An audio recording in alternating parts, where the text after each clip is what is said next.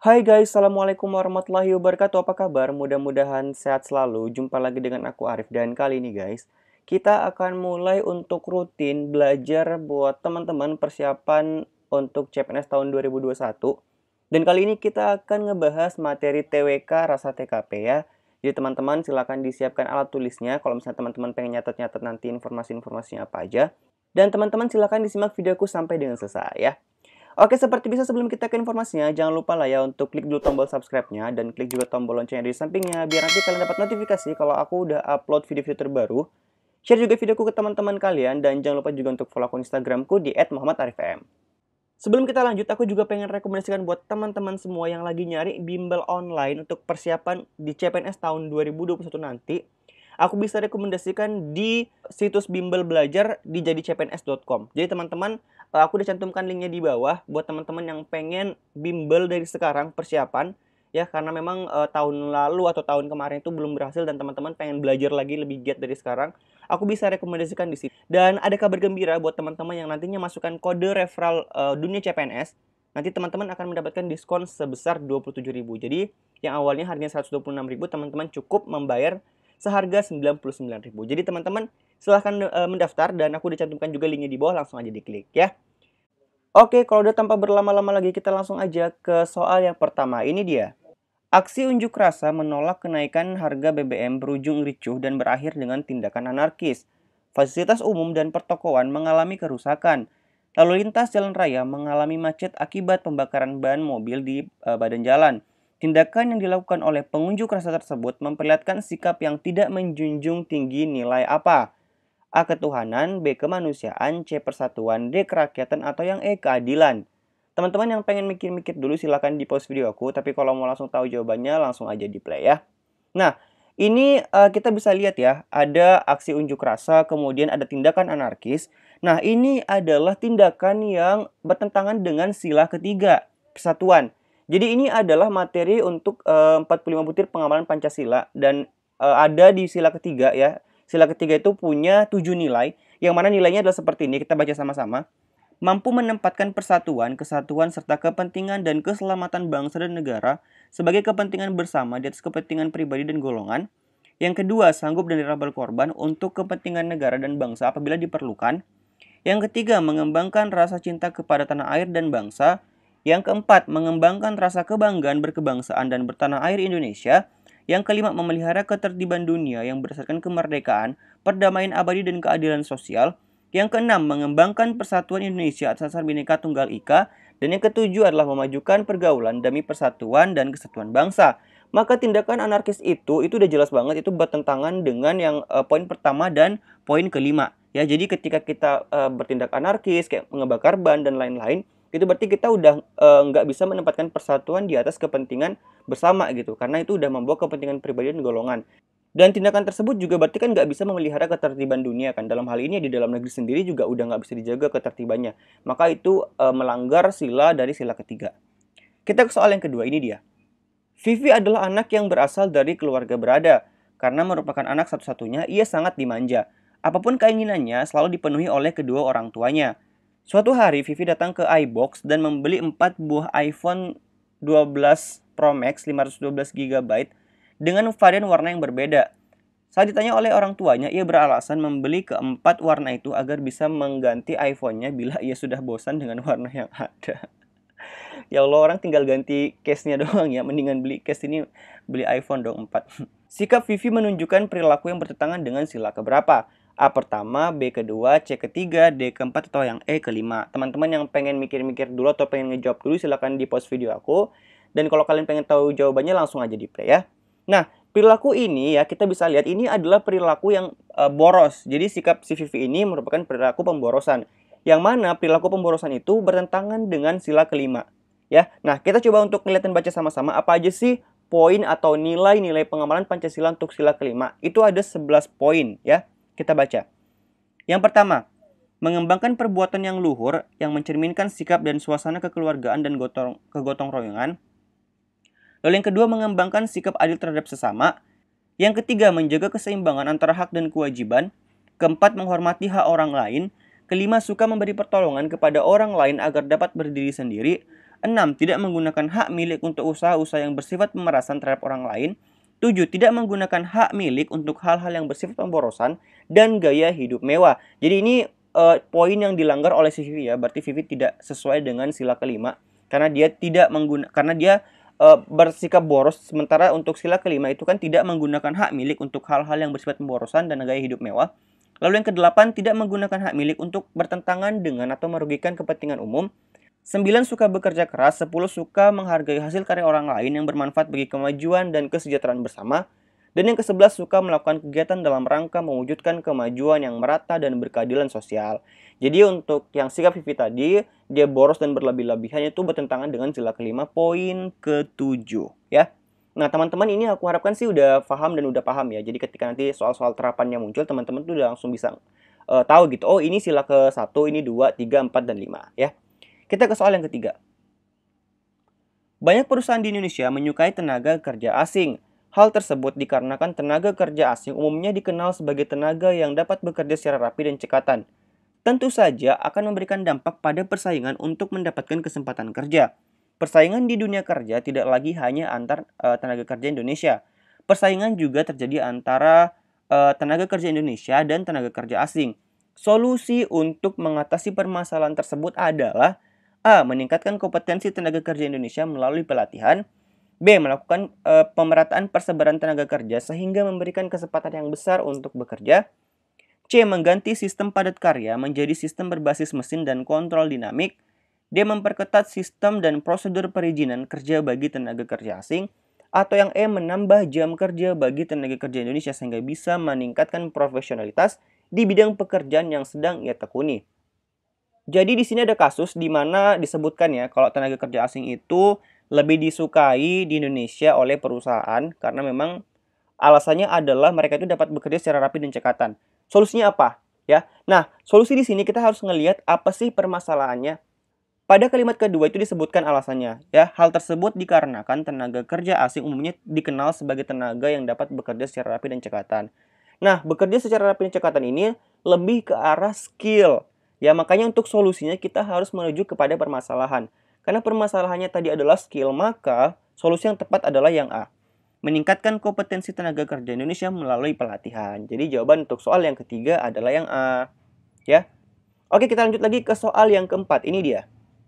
Wilayah perbatasan merupakan masalah yang pelik dan sering dihadapi oleh Indonesia sebagai salah satu negara yang memiliki banyak pulau. Masalah tersebut sering terjadi pada pulau-pulau terluar di kawasan Negara Kesatuan Republik Indonesia. Sebagai contoh, dalam kasus mempertahankan Pulau Sipadan dan Ligitan, yang oleh Mahkamah Internasional menyatakan bagian wilayah Malaysia, karena terbukti dokumen yang diberikan oleh Malaysia lebih lengkap dibandingkan dengan bahan bukti dari Indonesia. Salah satu solusi agar masalah tersebut tidak terulang kembali adalah dengan menanamkan wawasan kepulauan kepada warga negara. Wawasan kepulauan dapat diwujudkan dalam kesatuan politik, ekonomi, sosial budaya, dan pertahanan keamanan negara. Wujud Kepulauan Nusantara sebagai salah satu kesatuan ekonomi mengandung makna A. Seluruh wilayah Indonesia dengan segala isi dan kekayaan yang terkandung di dalamnya merupakan satu kesatuan wilayah, wadah, ruang hidup, dan kesatuan yang mutlak bagi seluruh bangsa Indonesia, serta menjadi modal dan milik bersama bangsa. B. Seluruh Kepulauan Nusantara yang merupakan kesatuan hukum dalam arti hanya ada satu hukum yang mengabdi pada kepentingan nasional. C. Bangsa Indonesia harus merasa satu, senasib seperjuangan, sebangsa dan setanah air, serta mempunyai satu tekad dalam mencapai cita-cita bangsa. D. Pancasila merupakan satu-satunya falsafah serta ideologi bangsa dan negara yang melandasi, membimbing, dan mengarahkan bangsa Indonesia mencapai tujuannya. Atau yang E, kekayaan wilayah Nusantara adalah modal milik bersama bangsa. Keperluan hidup sehari-hari harus tersedia merata di seluruh wilayah tanah air. Jadi pertanyaannya adalah wujud Kepulauan Nusantara sebagai satu kesatuan ekonomi. Ya, di sini teman-teman yang pengen mikir-mikir dulu silahkan di pause video aku. Tapi kalau mau langsung tahu jawabannya, langsung aja di play ya. Nah, yang perlu kita highlight di sini adalah kesatuan ekonomi. Maka jawaban di bawah nanti itu merujuk kepada jawaban yang mengarah kepada ekonomi. Dari pilihan-pilihan ini, kalau misalnya kita lihat ya yang A ini dia lebih meng-highlight kepada satu kesatuan wilayah, wadah, ruang hidup, dan kesatuan. Ini lebih fokus ke arah kesatuan dan persatuan. Kalau yang B itu lebih fokus ke arah kesatuan hukum. Ya, kemudian yang C ini merasa satu senasib dan sepenanggungan. Ini juga merupakan bagian dari persatuan. Lalu yang D, Pancasila merupakan satu-satunya falsafah serta ideologi bangsa dan negara yang melandasi, membimbing dan mengarahkan bangsa Indonesia mencapai tujuannya. Ini juga lebih fokus ke arah persatuannya, dasar hukum, dasar negaranya. Nah, maka yang paling tepat adalah jawaban yang E. Karena kita bicara masalah ekonomi, di sini disebutkan kekayaan wilayah Nusantara adalah modal milik bersama bangsa. Keperluan hidup sehari-hari harus tersedia merata di seluruh wilayah tanah air. Maka ini adalah kesatuan ekonomi dan jawabannya adalah yang E. Kekayaan wilayah Nusantara adalah modal milik bersama bangsa. Kita ke soal yang kelima, ini dia. Negara sangat menjamin kebebasan menyampaikan pendapat. Saat ini, semua masyarakat dapat menyalurkan aspirasinya kepada pemerintah bila ada kebijakan yang dianggap tidak memihak kepada rakyat. Dari pihak pemerintah juga memberikan ruang bagi masyarakat untuk melakukan kontrol terhadap jalannya pemerintahan, baik melalui penyampaian aspirasi secara langsung maupun menggunakan media pers ya ini ya, media pers. Berdasarkan wacana di atas dapat disimpulkan bahwa A. Menyampaikan kritik terhadap pemerintah merupakan bentuk pelanggaran terhadap prinsip demokrasi. Atau yang B. Pemerintah menjamin dan menjunjung tinggi kemerdekaan mengumumkan pendapat bagi warga negaranya. C. Setelah terjadinya reformasi, masyarakat dapat menyalurkan aspirasi dan kritik secara bebas. D. Kebebasan demokrasi pada masa sekarang sangat tergantung pada kebijakan pemerintah. Atau yang E. Pemerintah memberikan batasan pada pers untuk memberikan informasi terkait pemerintahan pada masyarakat luas. Nah, kalau soal ini kayaknya udah jelas ya. Aku pikir teman-teman juga udah bisa langsung tahu jawabannya yang mana. Jawabannya adalah yang B. Pemerintah menjamin dan menjunjung tinggi kemerdekaan mengumumkan pendapat bagi warga negaranya. Karena di atas juga udah disebutkan gitu. Kalau misalnya negara menjamin kebebasan menyampaikan pendapat. Dan itu udah jelas banget pada kalimat pertama. Ya, jadi jawabannya adalah yang B. Pemerintah menjamin kebebasan mengumumkan pendapat. Kita lanjut ke soal yang keenam. Ini dia. Dalam mempermudah pelaksanaan pemerintahan dan pelayanan publik, wilayah Indonesia terdiri dari 32 provinsi. Setiap provinsi memiliki kondisi, sumber daya alam, potensi, serta kebutuhan tersendiri sesuai dengan corak kehidupan masyarakatnya. Di satu sisi, terdapat daerah dengan kondisi pendidikan dan pelayanan kesehatan yang kurang memadai. Namun di sisi lain, ada daerah dengan fasilitas pendidikan dan kesehatan yang sangat memadai dan dapat dikategorikan maju. Upaya yang dapat dilakukan terkait masalah tersebut adalah A. Urusan pemerintah daerah sebaiknya diambil alih oleh pemerintah pusat agar lebih optimal. B. Dalam menyelesaikan urusan penyelenggaraan pendidikan dan kesehatan, sebaiknya dilakukan pembenahan setiap penggantian pemimpin negara. C. Penyelenggaraan pendidikan dan kesehatan sebaiknya melibatkan seluruh warga negara Indonesia. D. Sebaiknya urusan pendidikan dan kesehatan sepenuhnya dikelola oleh pemerintah daerah tanpa harus melakukan koordinasi dengan pemerintah pusat. Atau yang E. Adanya pembagian wewenang antara pemerintah pusat dan pemerintah daerah agar pelayanan terhadap masyarakat lebih optimal dan merata demi tercapainya kesejahteraan masyarakat. Nah, untuk soal ini kita bicara soal otonomi ya. Jadi, jawaban yang tepat adalah yang E. Jadi, dengan adanya pembagian wewenang antara pemerintah pusat dan daerah, itu akan adanya pelayanan terhadap masyarakat itu lebih optimal dan merata juga gitu. Jadi, memang otonomi daerah kan udah berlaku juga di Indonesia dan ya jawabannya adalah yang E. Oke, kita lanjut ke soal yang berikutnya. Ini dia ketujuh. Jadi ini ada gambar, ya teman-teman perhatikan gambarnya. Kemudian soalnya adalah hubungan kemajuan teknologi dan integrasi nasional jika dikaitkan dengan gambar di atas adalah apa? A. Kemajuan teknologi membawa konsekuensi adanya sikap ketergantungan terhadap teknologi. Hal tersebut termasuk ancaman dalam bidang ekonomi. Atau yang B. Adanya kemajuan teknologi mempermudah aktivitas manusia yang justru dapat mendorong tumbuhnya integrasi nasional. Yang C, kemajuan teknologi membawa dampak positif dalam dunia pengetahuan sehingga menjadi faktor pendukung berkembangnya pengetahuan. Yang D, dampak negatif kemajuan teknologi menimbulkan sikap individualis yang merupakan ancaman terhadap integrasi nasional dalam bidang sosial budaya. Atau yang E, adanya kemajuan teknologi mendorong seseorang menjalin pertemanan yang lebih banyak sehingga menumbuhkan rasa persatuan dan kesatuan.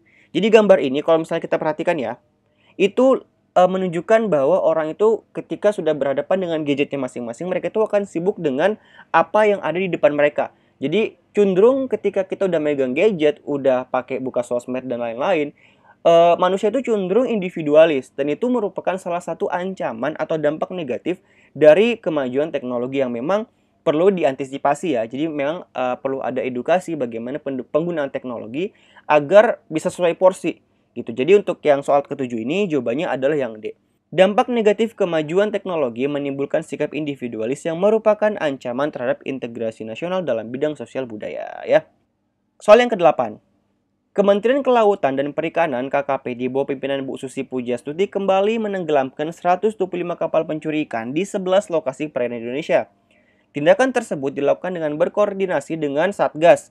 Penenggelaman tersebut sengaja dilakukan bertepatan pada momen Hari Kemerdekaan Indonesia. Penenggelaman dilakukan berdasarkan keputusan pengadilan yang berkekuatan hukum tetap untuk 116 kapal dan berdasarkan penetapan pengadilan untuk 9 kapal. Tujuan pemerintah dalam menetapkan kebijakan seperti informasi di atas adalah A. Menunjukkan keseriusan pemerintah dalam melindungi hak warga negara untuk mengkonsumsi ikan. B. Menunjukkan keseriusan pemerintah dalam menjaga kedaulatan wilayah laut Indonesia. C. Membuat para nelayan menyesal telah menangkap ikan di Indonesia. D. Agar pemerintah mendapatkan perhatian dari dunia internasional. Atau yang E. Melindungi ikan-ikan yang ada di perairan Indonesia agar tidak cepat habis. Nah, untuk soal yang ke-8 ini aku jadiin PR. Jadi teman-teman silakan difikirkan ini jawabannya yang mana, A, B, C, D, atau E. Dan teman-teman silakan komen di bawah jawaban kalian apa. Untuk pembahasannya insya Allah aku akan bahas pada topik TWK untuk video-video pembahasan mendatang insya Allah ya. Oke teman-teman, jadi mungkin itu aja informasi yang bisa aku share ke kalian dan pembahasan kita pada hari ini untuk TWK Rasa TKP. Insya Allah untuk video-video mendatang kita akan lanjut belajar lagi. Jadi teman-teman jangan lupa untuk klik tombol subscribe. Dan jangan lupa juga untuk komen di bawah jawaban teman-teman apa ya. Nanti kita akan bahas jawabannya pada video untuk TWK mendatang. Oke, terima kasih sudah menyaksikan. Insya Allah kita akan jumpa lagi pada video selanjutnya. Assalamualaikum warahmatullahi wabarakatuh dan sampai jumpa. Bye.